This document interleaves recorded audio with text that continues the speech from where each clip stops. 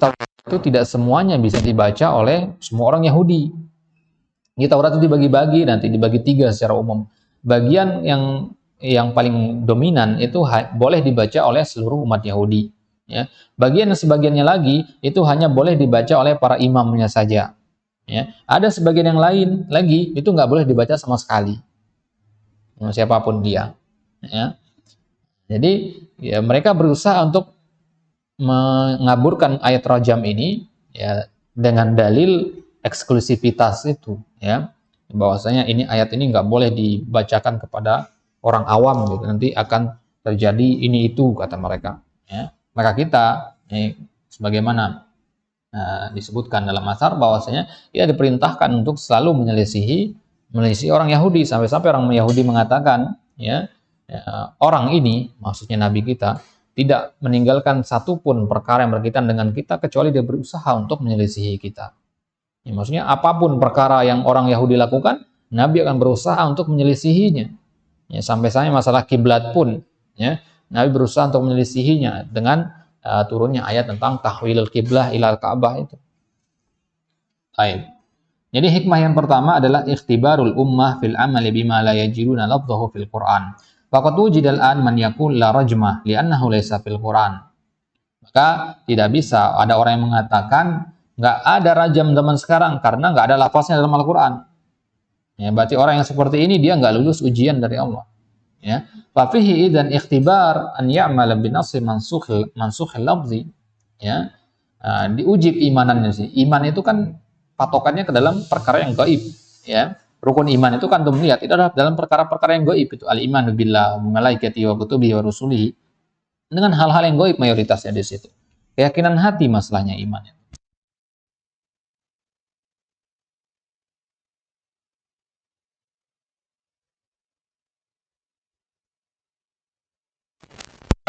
Malubihi, tetapi hukumnya tetap ada dan kita amalkan.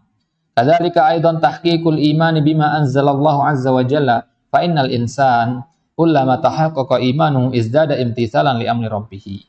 Ya, dengan hal ini akan makin mengokohkan keimanan seorang hamba. Kalau imannya semakin kokoh, maka dia akan bertambah ketaatannya kepada perintah Allah. Izdada imtithalan. Imtithalan bagaimana? Ta'atan. Bikhilafil Yahud, hikmah yang ketiga adalah bentuk penyelisihan dengan orang Yahudi. Fal Yahudu 'alal aksi min haula, ya. Falam yunsakh an-nassu fit Taurah, bal baqiya lafdhuhu wa hukmuhu. Di dalam Taurat enggak dihapus, hukum rajam itu enggak dihapus. Ya, enggak dimansuhkan, tetap ada lafaz dan hukumnya. Akan tetapi wa ma'adzalika, meskipun begitu hawalu ya katmahu, mereka berusaha untuk menutup-nutupinya. Lamma kasura az-zina fi asyrafi Bani Israil. Kenapa mereka tutupi ayat-ayat rajam itu? Karena perbuatan zina itu menyebar di kalangan orang-orang yang mulia di kalangan Bani Israil. Di kalangan pembesar-pembesar mereka maksudnya. Jadi akhirnya mereka nggak mau ayat itu nanti berbalik kepada mereka gitu maksudnya. Paham ya? Nggak mau berbalik kepada mereka, jadi mau nggak mau mereka cara lainnya ya menghapus ayat rajam itu, menutupi ayat rajam itu.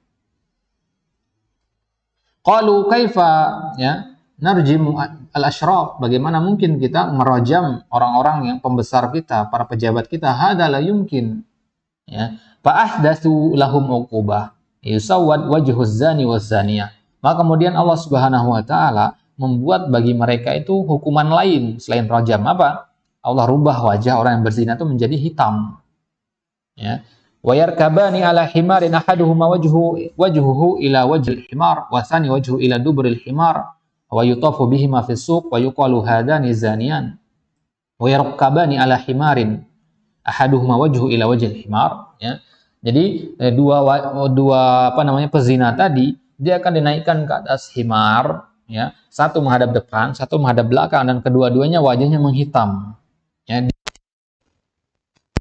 Orang banyak sampai teriaki duanya adalah orang yang berzina. Fa idza tufna bihim as-suq raja'na ilal bait iktasala bisabun wa muzin lisawatu ma'ada ala halihima tamasyaya ala hadal hima thumma ada wa ghasala ma asabahu min as-sawat wa antahal amr. Ya. Kemudian ya, hukuman dari Allah tadi apakah ya selesai diarak keliling kota kemudian bisa hilang dengan cuci muka dengan pakai sabun? Ternyata tidak. Setelah mereka sampai rumah mandi, kembali lagi bentuk warna hitam tadi ke wajah mereka, kemudian mereka diarak lagi keliling kota, begitu seterusnya, berulang terus. Itu hukuman bagi mereka. Walakin ma'adzalika kanu fi qalaq min hadza. Akan tapi meskipun hukumannya sudah diperingan, ini kan lebih ringan daripada rajam, ya kan? Cuma dipermalukan di depan khalayak ramai saja. Akan tapi mereka tetap khawatir juga, gitu. Falamma hajaran Nabi alaihi salatu wassalam wa waqa'a zina baina rajulin minhum wa imra'atun qalu idhabu ila hadzal rajul la'allakum tajiduna fi syar'ihi haddan duna rajam. Maka ketika Nabi sudah diutus, Nabi sudah hijrah ke Madinah, kemudian ada kasus zina di kalangan orang Yahudi. Baik, ini kalangan orang Yahudi ya, ada kasus berzinaan. Maka orang-orang Yahudi ini mengatakan, udah pergi ke sana, temui Muhammad. Mungkin di syariatnya Muhammad ada hukuman lain selain rajam. Apa maksudnya ya? Karena mereka nggak mau dua-duanya, nggak mau rajam, nggak mau yang diarak keliling kota itu. Ya tetap ba'una rukhas. Mereka berusaha untuk mencari rukhas itu, rukhsah itu. La tadayunan, bukan karena sikap agamis mereka, bukan karena ketaatan mereka, bukan. Wala taqarruban, bukan karena taqarrub kepada Allah. Wala imanan bi Muhammad alaihi wasallam, bukan juga karena beriman kepada Nabi, bukan. Orang Yahudi itu kalau mereka mengalami perkara-perkara yang pelik, ya, di antara mereka saling bertikai, misalnya di antara dua kabilah, yang mereka jadikan perantara itu adalah Nabi sebagai wasilah, sebagai penengah gitu. Ya. Ketika mereka mau pergi, mereka mau pergi safar dalam jangka waktu yang lama, harta-harta mereka titipkan ke Nabi. Orang Yahudi menitipkan harta ke Nabi. Jadi seharusnya secara logika ketika Nabi mengumumkan keislamannya, mereka orang yang pertama harus masuk Islam seharusnya. Ya, karena mereka sendiri yang mengetahui gimana kejujuran Nabi dari dahulu kala begitu. Akan tapi itulah orang Yahudi, dinamakan Yahudi karena mereka memang hasadnya mengalahkan logika, mengalahkan nalar sehat, sehingga mereka tidak mau beriman dengan Nabi. Faja'u ilan Nabi wa hakama alaihi bima fit Taurah, dan akhirnya apa mereka lakukan? Mereka mendatangi Nabi, minta hukum kepada Nabi. Apa yang Nabi lakukan? Nabi menghukumi sesuai dengan hukum yang ada di Taurat. Ibaratnya mereka lari dari hukum Taurat, malah Nabi hukumi mereka dengan hukum Taurat. Tujuannya untuk mengajarkan kepada mereka bahwasanya hukum Nabi Musa itu juga adalah hukumnya Nabi Muhammad. Ya, fungsinya yang menasikh, yang memansuh gitu. Baik. Faja'u bit-Taurah yaslunaha. Mereka datang membawa Taurat yaslunaha, membaca Taurat. Fawadu ar-rajulu yadahu ala ayatir rajam. Ketika mereka membaca Taurat itu, antum tahu Taurat itu bentuknya gulungan dia, bentuknya gulungan dibuka begini. Jadi ketika mereka membuka ayat-ayat rajam, ketika sampai ayat rajam ditutup pakai tangannya, pakai jari-jari tangan. Nggak mau membaca ayat-ayat rajam, dianggap nggak ada sama mereka, dilompati begitu. Walakin indahum al-habr, Abdullah bin Salam radhiyallahu anhu, habrun min ahbaril Yahud. Akan tapi ada orang yang cerdas di kalangan orang Yahudi, namanya Abdullah bin Salam. Ini dia masuk Islam nanti radhiyallahu anhu. Dia merupakan habrun. Habrun itu artinya alimun. Alim dalam golongan agama yang lain itu namanya habr. Habrun min ahbaril Yahud. Dulunya dia adalah seorang yang alim di kalangan orang Yahudi, pembesar di kalangan orang Yahudi. Faqala lahu irfa yadaka. Angkat tanganmu. Abdullah bin Salam ketika melihat laki-laki orang Yahudi itu baca ayat rajam ditutupi, Abdullah bin Salam mengatakan angkat tangan, jangan ditutupi ayat rajam itu. Falamma rafa'a yadahu fa idza bi ayatir rajmi taluhu bayyinatan. Maka kemudian muncullah ayat rajam itu dengan jelas sebagai bukti. Fa amara Nabi sallallahu alaihi wasallam bi rajmihima farujima. Maka kemudian Nabi memerintahkan kedua orang Yahudi tadi yang berzina itu untuk dirajam keduanya. Nabi menghukumi dengan apa di sini? Dengan Taurat. Paham ya? Nabi menghukumi dengan Taurat. Ini kejadiannya masih di Makkah waktu itu. Bahkan ar-rajulu yuhanni dhahrahu 'alal mar'ah li alla tusibah al-hijarah wal iyad billah. Si laki-laki ini ketika dirajam, dia itu berusaha untuk bersembunyi di belakang si perempuan. Bayangin. Dia dilempari dengan batu, dia berusaha untuk bersembunyi di atas perempuan. Dia juga berusaha untuk melindungi si perempuan tadi dari lemparan batu tadi. Ya. Nah, jadi kalau dia seperti ini kelakuannya, dia berusaha melindungi perempuan itu dari lemparan batu, berarti dia nggak ridho dengan rojam itu kan? Ya, seharusnya orang ngerojam itu atas kerinduan dia. Ya, karena salah satu syarat rojam tadi adalah al-i'tiraf itu, gitu kan? Maka dia harus pasrah menerima lemparan-lemparan itu, gitu. Tapi di sini malah enggak. Ini berarti dia terpaksa. Baik. Fal muhim annal yahuda hawalu katma nasi mawjudin fit Taurah. Berarti kesimpulannya di sini orang Yahudi itu memang di antara sifat tabiat buruk mereka selalu berusaha untuk menutupi dalil-dalil yang ada dalam Taurat. Wa hadhil ummah walillahil hamd. Umat ini umat Islam amilat binasin mafkudin labduhu sabitun hukmuhu. Umat ini diperintahkan untuk menyelisih Yahudi dalam segala hal. Maka inilah bentuk penyelisihan kita dengan orang Yahudi. Ya, kita ini adalah umat yang diperintahkan mengamalkan nas yang terhapus lafaznya. Dalil yang terhapus dari Al-Quran, akan tetapi hukumnya telah kokoh, telah pasti. Gitu. Ini kan sangat berbeda dengan kondisi orang Yahudi ya. Orang Yahudi hukumnya pasti, nasnya ada, tulisannya ada dalam Taurat, tapi nggak mau diamalkan. Sedangkan kita sekarang diperintah untuk beramal, nasnya nggak ada, lafaznya nggak ada dalam Al-Quran, tapi hukumnya ada. Yaitu ayat Ar-Rajm ini. Ya, ini bagian yang kedua dari jenis-jenis nasakh, yaitu yang dihapus ya lafaznya di dalam Al-Quran, akan tetapi hukumnya tetap ada. Fanabadathu wa bihadza tabayyana fadlu hadhil ummah walhamdulillah. Maka ini menunjukkan keutamaan umat ini dari orang Yahudi. Wa idza kana ahlu dhimmah yuriduna an nahkuma bainahum bit Taurat awil Injil fal yajuzu dzalik. Bagaimana kalau sekarang ahlu dhimmah mafhum ahlu dhimmah ya, orang-orang kafir yang tinggal di bawah ya, naungan agama Islam. Ya, jadi mereka bayar jizyah ke Baitul Mal setiap tahunnya, bayar pajak begitu, dengan imbalan mereka diizinkan untuk tinggal di negeri kaum muslimin. Ini namanya ahlu dhimmah. Orang-orang ahlu dhimmah ini, di antara mereka kan komunitas-komunitas kan, bukan sendiri-sendiri. Mereka komunitas-komunitas, tinggal di negeri muslim. Sekarang bolehkah mereka menghukumi di antara sesama mereka itu dengan menggunakan Taurat atau dengan menggunakan Injil? Apa maksudnya ya? Boleh nggak mereka merojam berdasarkan Taurat atau berdasarkan Injil? Fal jawabu annal qadi mukhayyarun. Jawabnya adalah qadinya, ya, hakimnya di situ mukhayyar, diberikan pilihan. Lakin bisyart an yakuna hukmat Taurah bi an yakuna hukmat Taurah awil Injil muwafiqaini li hukmina wa idza khalafa fala nahkum illa bi syar'ina. Ya, jadi sebenarnya ghairu mukhayyar berarti ya. Nah, perhatikan di sini. Qadi diberikan dua pilihan. Ya. Diberikan dua pilihan di situ. Boleh dengan kitab mereka atau dengan Al-Qur'an. Apa maksudnya? Ya. Syaratnya kalau menggunakan kitab mereka adalah hukum itu harus sesuai dengan Al-Qur'an. Berarti apa maksudnya? Berarti memang harus sesuai dengan Al-Qur'an ya kan? Jadi sebenarnya ghairu mukhayyar di sini. Nah, mungkin maksud Syekh di sini adalah landasan hukumnya, perinciannya mungkin yang ada di Taurat ya, perinciannya. Kemudian secara umumnya mungkin di Al-Qur'an. Rajam sama-sama ada di dalam Al-Qur'an, walaupun mansuh, begitu juga di Taurat dan Injil. Adapun perinciannya mungkin mengikuti Taurat mungkin. Itu mungkin maksudnya. Baik. Idzan qaulu Aisyah radhiyallahu anha kana fima unzila minal Qur'an asyra du'atin ma'lumat tsumma nusikhna bi khamsi ma'lumat hada nasfu lafzi nusikha lafzuhu wa hukmuhu. Berarti perkataan Aisyah radhiyallahu taala anha ketika beliau mengatakan di antara apa yang diturunkan oleh Allah di dalam Al-Qur'an adalah ya 10 kali persusuan dalam masalah ar-radha'ah ya. 10 kali persusuan baru dikatakan dia adalah saudara sepersusuan. Kemudian 10 kali persusuan itu dihapus dengan 5 kali persusuan. 10 dihapus jadi 5, lebih dipersulit lagi kan.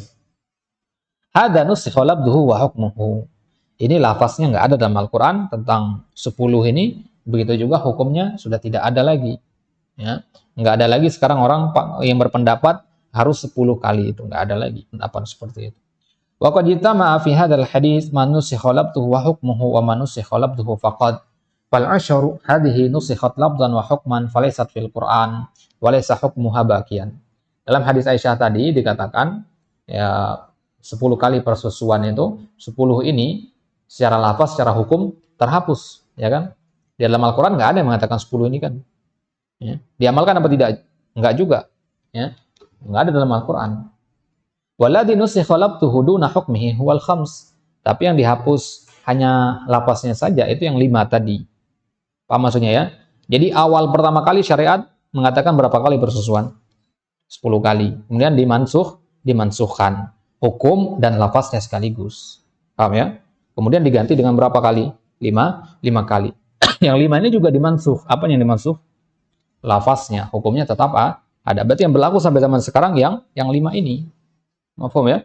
Jadi bukan dua-duanya mansuh, enggak kepake dua-duanya, enggak. Yang 5 ini pakai sampai sekarang. Dan itu mahalul ijma'. Baik. Fa in qala qail hadzal hadis mushkal. Awalan ya li'annahu infarada bihi Muslim 'anil Bukhari wa sihhatul hadis fi Muslim duna sihhatil hadis fil Bukhari. Ya. Ada berapa istilahnya ya? Ya, ta'an, ada berapa jarah di sini dalam hadis ini, ya. Ada yang mengatakan hadis ini ada muskilah dari beberapa sisi. Yang pertama dari sisi riwayahnya. Dari sisi riwayahnya, yaitu ini adalah hadis yang marwahu Muslim faqat. Ya, infarada bihi Muslim 'anil Bukhari, bimana rawahu Muslim faqat wala yujad fil Bukhari. Wadih hada? Wala yujad fi ghairihima, hakadha. Ya, wa sihhatul hadis, dan sudah antum pahami dalam ilmu mustalah hadis yang paling kuat itu kan marwahu asy-syaikhan, Bukhari wa Muslim. Kemudian di bawahnya marwahul Bukhari. Kemudian marwahu Muslim. Berarti yang setingkat di atasnya adalah marwahul Bukhari ini. Nah, jadi dari sisi kesahihan berarti kurang begitu kan? Kurang bisa dijadikan hujah begitu. Bukan berarti hadis Muslim nggak bisa dijadikan hujah, ya. Bisa, tapi dalam masalah ini ya kita butuh dalil yang ya benar-benar kokoh, benar-benar sabit. Kemudian yang kedua, iskal yang kata mereka, anna fihi isbatu tilawah wa naskhin wal Qur'an la yathbutu illa bit tawatur wa hiya taqulu kana fi ma unzila asyru dha'atin thumma nusikhat wa idza qaddara annahu sabata bit tawatur fala yunsakh illa bit tawatur. Baik. Perhatikan, Al-Qur'an itu mutawatir. Fa hadza la syakka fi. Ini adalah mafhum bidarurah, hadza ma'lum bidarurah. Bahwasanya penetapan tilawah dan nasakh Al-Quran itu nggak bisa dalam satu waktu. Apa maksudnya penetapan tilawah? Ya. Aisyah tadi mengatakan kana fi ma unzila. Berarti ini namanya penetapan ayat Al-Quran. Mafhum hadza? Isbatu tilawah namanya ini. Kemudian Aisyah mengatakan summa nusikhat. Ini berarti isbatun nasakh. Penetapan tilawah itu mutawatir. Ya, penetapan tilawah itu mutawatir. Kemudian ada nasakh. Ya. Nasakh yang mutawatir itu harus dengan yang mutawatir. Sekarang riwayat ini hanya dari Aisyah doang. Paham maksudnya? Berarti nggak bisa berarti. Karena apa? Karena yang namanya nasakh mutawatir itu harus dengan yang mutawatir. Gitu. Sesuatu yang mutawatir nggak bisa dihapus kecuali dengan yang mutawatir. Ini riwayat ini hanya Aisyah yang meriwayatkan, ahad berarti kan? Nah, ini berarti dari sisi ini fihi iskal, ada muskilah di sini kata orang-orang yang menolak mengamalkan hadis ini. Kemudian yang ketiga, iskal kata mereka, anna fi akhiril hadis, ya, di akhir hadisnya dikatakan anna Nabi sallallahu alaihi wasallam tufiya wa hiya fi ma yatsa minal Qur'an. Ya. Nah, tufiya, Nabi wafat dan itulah yang dibaca di dalam Al-Qur'an. Wa hadhihi qasimatudz dhahar. Li'annahu yasalzam an yakuna fil Qur'an syai'un hudzifa ba'da Rasulillah sallallahu alaihi wasallam li'annaha taqul wa hiya fi ma yutsla. Aisyah mengatakan itu merupakan ayat yang dibaca, di antara ayat yang dibaca setelah Nabi wafat. Berarti ada kemungkinan ada ayat yang tidak dibaca setelah Nabi wafat. Fahal hadza yumkin? La yumkin. Enggak mungkin ada ayat sepeninggal Nabi yang tidak dibaca. Aisyah ini dari susunan redaksi kalimatnya mengindikasikan ada ayat-ayat Al-Quran yang tidak dibaca sepeninggal Nabi. Wadih hadza? Fa hadza la yumkin. Baik. Wa nahnu la najidu syai'an yutla wa minal ma'lum anna al-umma ajma'at ala annahu la hasfa fil Qur'an ba'da mautir Rasul sallallahu alaihi wasallam. Ya. Karena kita ijma', enggak mungkin ada namanya menghapus ayat Al-Quran sepeninggal Nabi, itu kan enggak mungkin. Al-Quran yang sebagaimana ada di zaman Nabi, nggak mungkin ada hadzab sepeninggal Nabi, itu nggak mungkin. Sebagaimana beberapa hari yang lalu ada informasi di sosial media itu, ada seorang yang menolak 313 ayat dalam Al-Quran. Ya.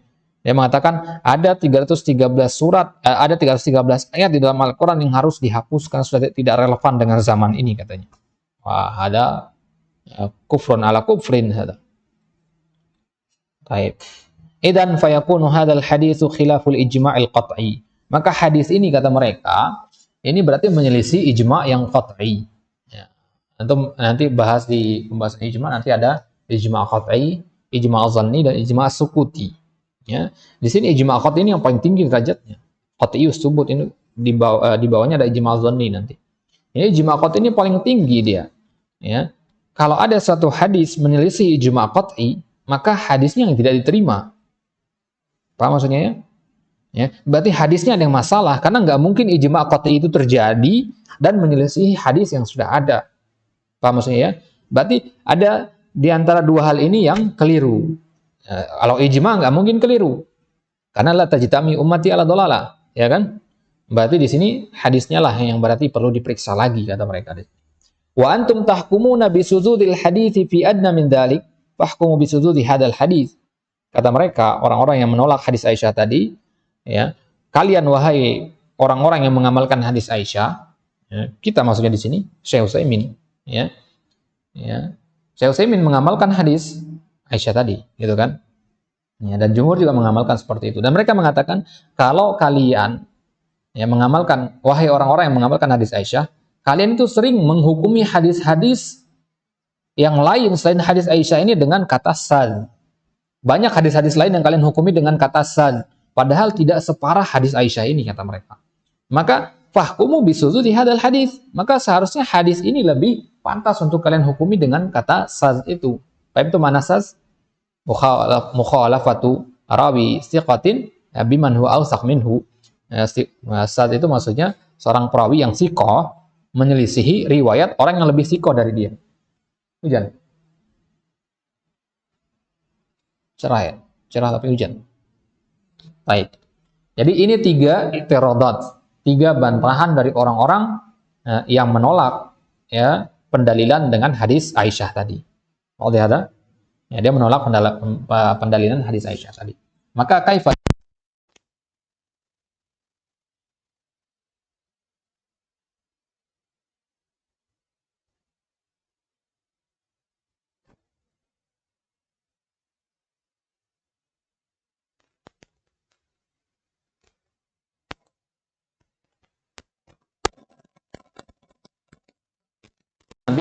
dalil tuduhan, bantahan gitu, diselang-seling. Maka kalau diurut seperti ini akan lebih mudah kita pahami.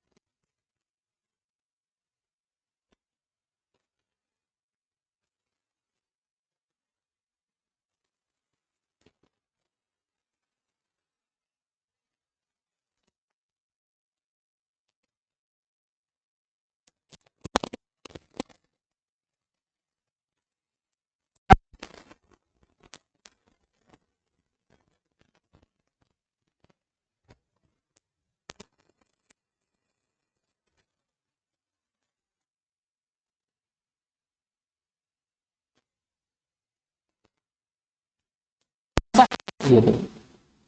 Ya. Riwayat Riwayat Aisyah tadi berarti adalah hadis yang sahih meskipun ahad. Meskipun hanya diriwayatkan oleh Aisyah saja. Kenapa? Karena kita kan meyakini bahwasanya persusuan 10 itu dihapus dengan yang 5. Ini kan semua kita sepakat ini. Nah, kalau kita sepakat bahwasanya persusuan yang 10 terhapus dengan yang 5, itu berarti sama dengan kita sepakat atau menerima kesahihan hadis Aisyah tadi. Karena nggak mungkin kita mengatakan hadis ada nasakh tanpa ada dalil yang sahih, gitu ya. Kalau kita mengamalkan suatu hadis, itu kan menunjukkan secara tidak langsung kita meyakini kesahihan hadis itu. Gitu.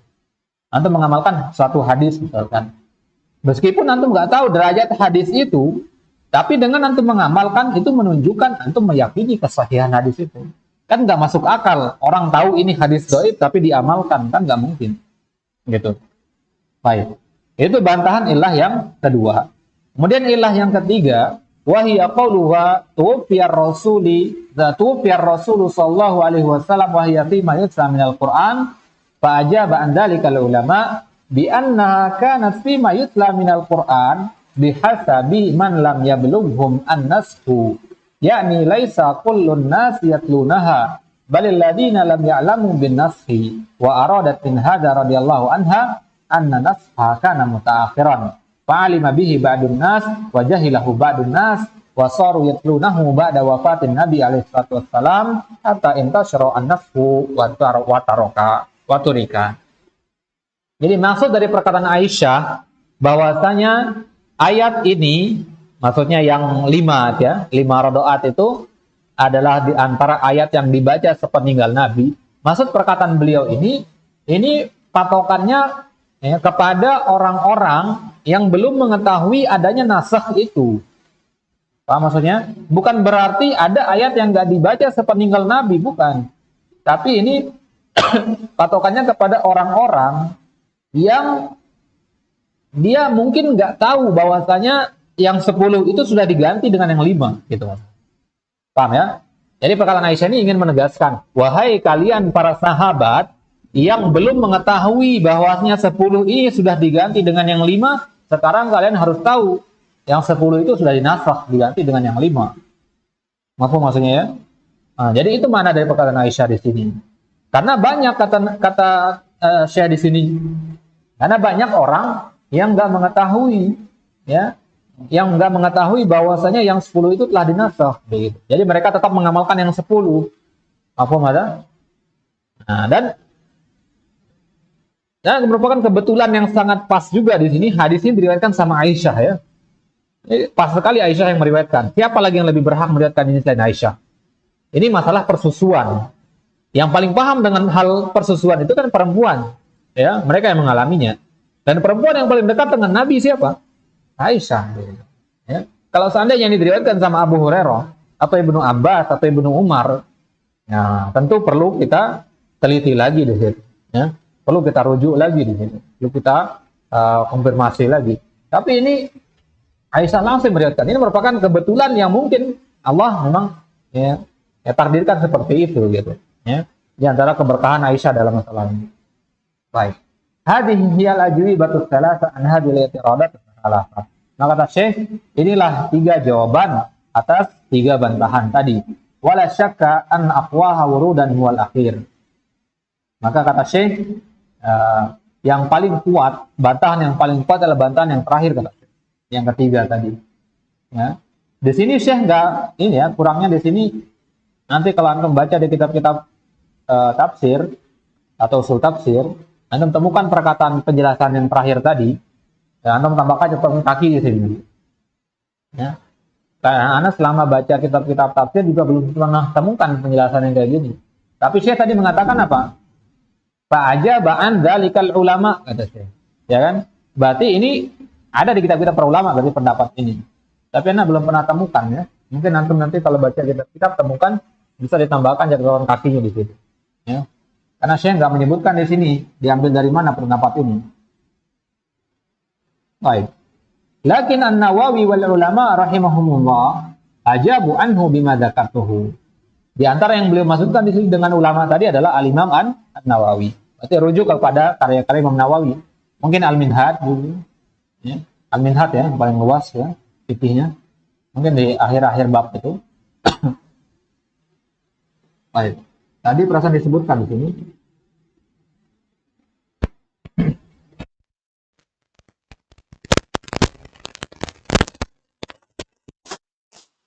Kitabul Hudud ya. Mungkin Anda bisa rujuk nanti ke Al-Minhaj, Syarah Sahih Muslim di Kitabul Hudud, bab Rajmus Taib itu. Jadi di Muslim Kitabul Hudud ya. Baik. Bi anna naskhahu kana mutaakhiran falam ya'lam bihi man kana yaqra'uhu ba'da wafatir Rasul sallallahu alaihi wasallam. Jadi maksud dari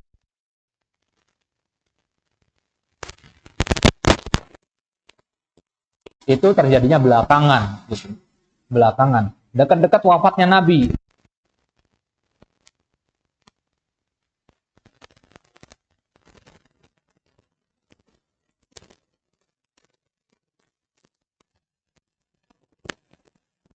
Qala qail mal hikmatu min dzalik? Kalau yang bertanya atau ada yang mengatakan apa hikmahnya? Apa hikmah dari hal ini? Ya, apa hikmah dari penghapusan? Ya, penghapusan 10 diganti dengan 5 itu. Ya. Hukumnya ada, lafaznya tidak ada. Itu apa hikmahnya? Al hikmatu fi ma nusikha labduhu wa baqiya hukmuhu an ya'malan nasu bihi. Hikmahnya adalah ya, agar manusia mengamalkannya. Wa in kanu la yajiduna labdahu, meskipun mereka enggak mendapati ada tulisan di dalam Al-Qur'an. Ya, ini berarti ujian atas keimanan di sini. Karena keimanan itu kan berkaitan dengan perkara-perkara yang gaibiyah. Maka di sini diuji keimanan kita sebagai seorang muslim. Apakah kita mau tetap mengamalkan apa yang tidak tertulis di dalam Al-Qur'an? Nah, makanya pendapat Zahiri dalam masalah ini sangat bertentangan ya, Pak. Ya, mazhab Zahiri dalam masalah ini mereka sangat menolak ini. Karena Zahiri itu selalu mereka nggak mau beramal kecuali dengan dalil yang benar-benar kokoh. Nah, mereka Al-Quran ataupun Sunnah itu pun mereka nggak mentakwil, zahirnya aja diambil. Maka dalam masalah nasakh ini mereka lebih memilih tawakuf mereka. Ya, kalau mendengar nanti ada pendapat ulama yang tawakuf dalam masalah nasakh itu kebanyakan zahiri. Ya, kebanyakan zahiri.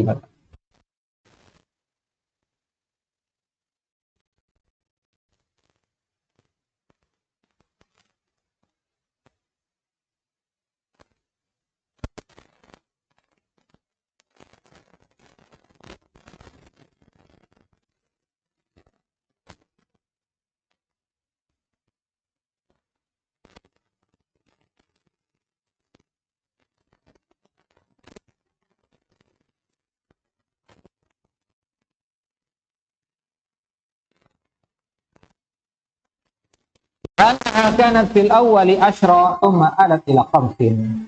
Awalnya dulu 10 kemudian dirubah menjadi 5. Law qala qail idza kana ba'du sahabati yaqra'unaha wa lam ya'lamu bin naskhi falimada lam yarau as-sahaba alladziina 'alimu hadza lil ummah. Falimada lam yarwi ya, Bang?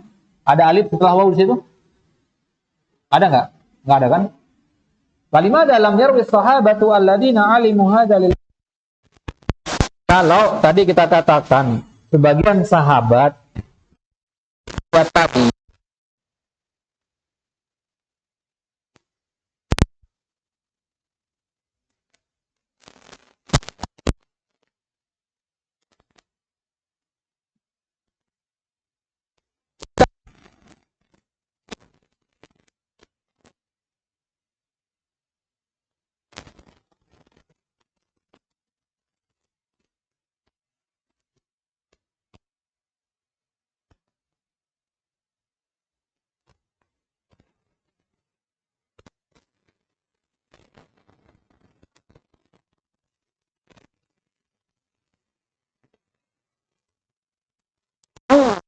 tentang nasakh itu sudah meninggal di medan perang.